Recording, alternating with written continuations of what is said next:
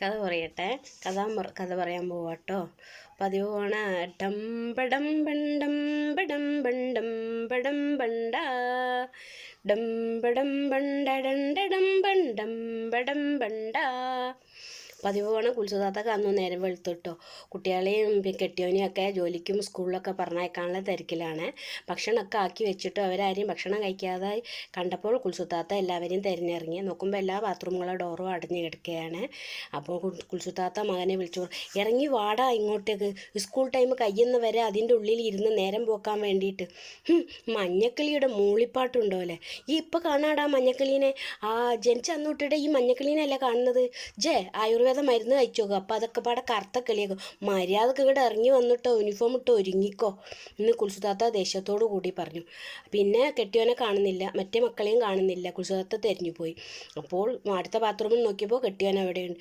മുത്തേ പൊന്നേ പിണങ്ങല്ലേ, എന്തേ കുറ്റം ചെയ്തു ഞാൻ, താനതെന്തിന്നെ തന്താനെ തന്തിന്നെ.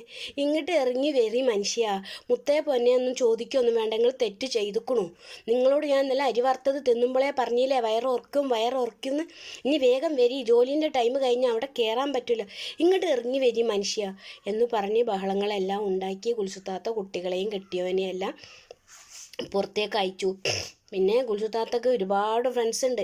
അത് ഇവരൊക്കെ പറഞ്ഞയച്ചിട്ട് വേണം കുൽസുതാത്തക്ക് അവരെ ആയിട്ട് സൊള്ളാൻ. കാരണം എന്താ വെച്ചാൽ കുൽസുതാത്ത എന്തു പറഞ്ഞാലും ഈ ഫ്രണ്ട്സ് മറുത്തൊന്നും പറയില്ല. എല്ലാവരും കുൽസുതാത്തൻ്റെ കണ്ണിലേക്ക് നോക്കി മാത്രമേ ഇരിക്കുകയുള്ളൂ. അങ്ങനെ കുൽസുതാത്ത ഒരു സ്റ്റൂള് വലിച്ചിട്ട് ടൈം പാസിങ്ങിനായി അങ്ങനെ ഇരിക്കുകയാണ്.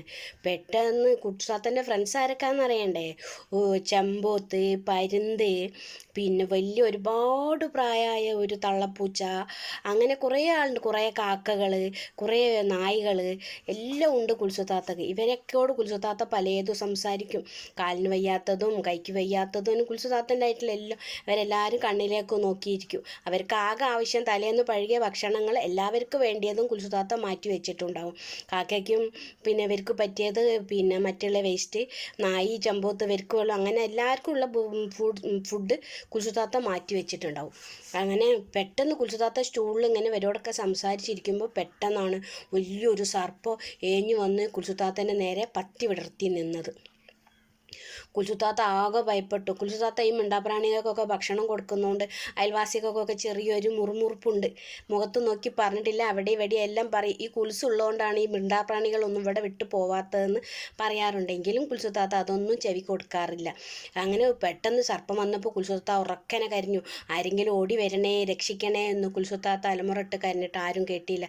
കാരണം ഉച്ച സമയം കഴിഞ്ഞതുകൊണ്ട് എല്ലാവരും ഉച്ചമയക്കത്തിലായിരുന്നു.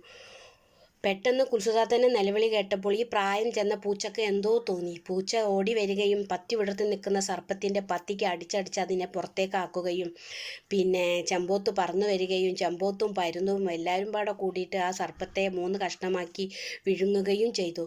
കുൽസുതാത്തക്ക് നാവ് ഇറങ്ങിപ്പോയി. ഭയങ്കര വിഷമത്തിലായിപ്പോയി കുൽസുതാത്ത. കുറച്ച് കഴിഞ്ഞപ്പോൾ അയൽവാസികളെല്ലാവരും വന്ന് ചോദിച്ചു, കുൽസു എന്തായിരുന്നു നീ നിലവിളിച്ചത്? പക്ഷെ കുൽസുതാത്തക്ക് ഒന്നും ഉത്തരം പറയാൻ പറ്റിയില്ല. നാവ് അപ്പാടി പോയിരുന്നു. പക്ഷേ കുൽസുതാത്ത മനസ്സിൽ ചിന്തിച്ചു, പഴകിയ ഭക്ഷണം കൊടുത്ത് ഞാൻ പോറ്റിയ എത്ര നല്ല മിണ്ടാപ്രാണികളാണ് ഇവർ. പുതിയ ഭക്ഷണം കൊടുത്ത് ഞാൻ എപ്പോഴും റെസ്പെക്റ്റ് ചെയ്യുന്നേ ഫ്രണ്ട്സാക്കി മാറ്റി ഇവരാരും എനിക്ക് ആ സമയത്ത് എത്തിയില്ലാലോ എന്നുള്ള സന്തോഷത്തോടു കൂടി കുൽസുതാത്ത മേലോട്ട് നോക്കി നന്ദി അറിയിച്ചു. അടുത്ത കഥയുമായിട്ട് വരുന്നത് വരെ